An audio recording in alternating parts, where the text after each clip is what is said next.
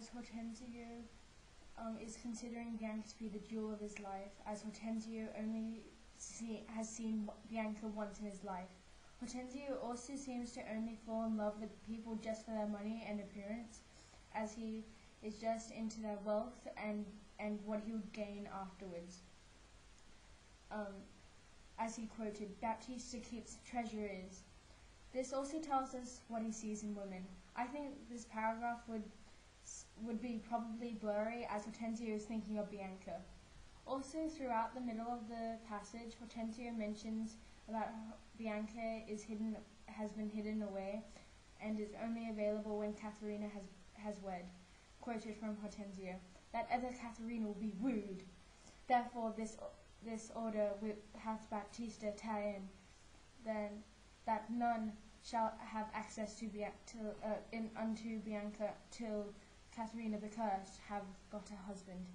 This tells us that Hortensio's mood is probably turned from calm to infuriated by mentioning her name, as Katharina is in the way of his possession that he desires, Bianca, probably making Petruchio feel more eager to marry Katharina to help a friend back.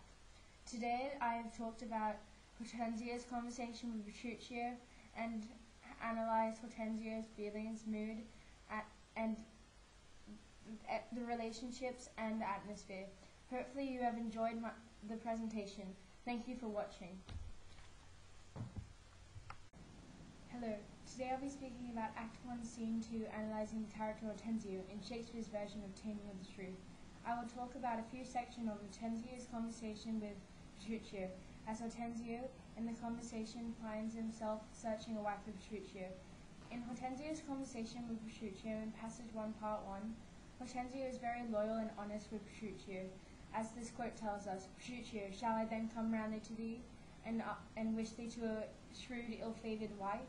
This tells us that Hortensio doesn't keep things clutched inside himself, as he confesses that he can find a place where you can find an awful wicked wife. This tells us a lot about Hortensio's relationship with Petruchio, as Hortensio just wants to help out a friend. Well, partially himself.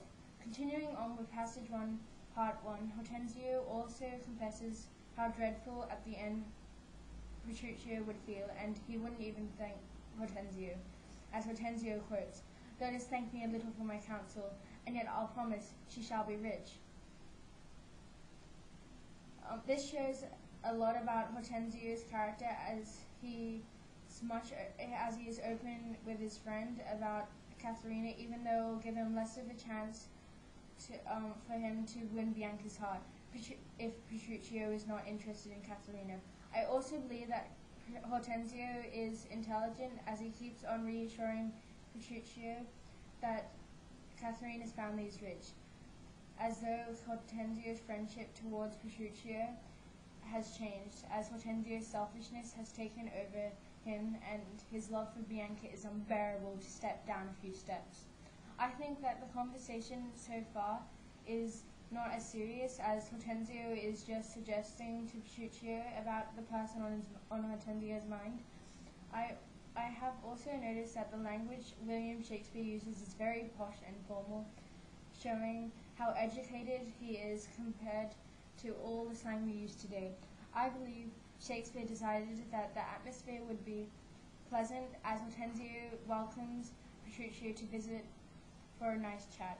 Also in Part 1, Hortensio likes to exaggerate the term of rich, as he's just explaining the woman on his mind, that she is only good for one feature, is that she's just rich. As this quote explains, "And very rich, but thou art too much, friend, and yet I will not wish thee to her." This quote suggests that Hortensio is mostly interested by the family's wealth, and as much as Bianca, as he brags about the wealth Petruchio would gain. Also in the sentence, Hortensio mentions to Petruchio that he would disagree with their marriage. This tells us Hortensio has strong feelings about Petruchio, as he wouldn't want to ruin Petruchio's attitude and ruin his life, as Petruchio would have to stick with Katharina for only one objective, the money.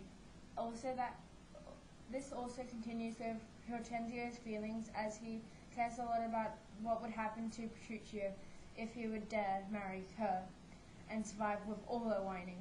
I believe the mood is gradually getting more serious, as Hortensio mentions more about the wealth and mentioning that Hortensio would not wish for Petruchio to go on with the marriage, probably making the decision harder and harder on Petruchio whether or not to marry Katharina. In passage 1, part 2, Hortensio continues to confess to Petruchio, as this quote reveals, "Petruchio, since we have stepped this far in, I will continue that I have broached in jest." This is suggesting that Hortensio's personality still hasn't changed, but the tension has grown, as Hortensio is trying to force the conversation while trying to make up more reasons for Petruchio to choose Katharina. The theme of these two sentences of Hortensio acts like it is commitment when Hortensio says he will continue the conversation. Continuing on with part 2, Hortensio now mentions to Petruchio about all the woman's physical appearance, as if she is irresistible. As this quote mentions, "I can, Petruchio, help thee to a wife, with wealth enough and young and beauteous."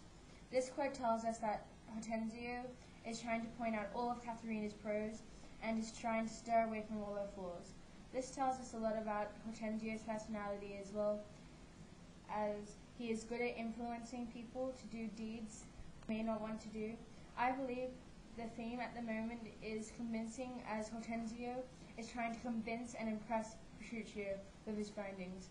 Also in part 2, Hortensio starts to mention Katharina's flaws. This quote will explain, "Her only fault, and their faults enough, is that she is intolerable cursed, and shrewd and froward, so beyond all measure." This does explain why Hortensio did not wish for Petruchio to marry Katharina. In all, the first place, I believe Hortensio had to mention that that she was unbearable, and Petruchio had to know what he was getting into. I think William Shakespeare added shrewd to the sentence that Katharina was going to be linked to the Taming of the Shrew, the title, to reassure the audience that she is the shrew. I believe the mood is still calm. Hortensio also mentions to Petruchio in part 2 that he would not marry her for anything. This quote tells us, "I will not wed her for a mine of gold." This passage suggests that Hortensio wouldn't marry her for a whole gold mine. This is suggesting that Katharina is that bad. This also reveals how honest Hortensio can really be if he wanted to, like in this case. Moving on in passage 1, part 3, obviously Petruchio has agreed to commit to marry Katharina, as Hortensio starts to reveal his plans to Petruchio, as this quote from Hortensio, "Tarry, Petruchio, I must go with thee, for in Baptista's keep my treasure is, he hath the jewel of my life, in, hold, his youngest daughter, beautiful Bianca." This is very insincere, as Hortensio is considering Bianca to be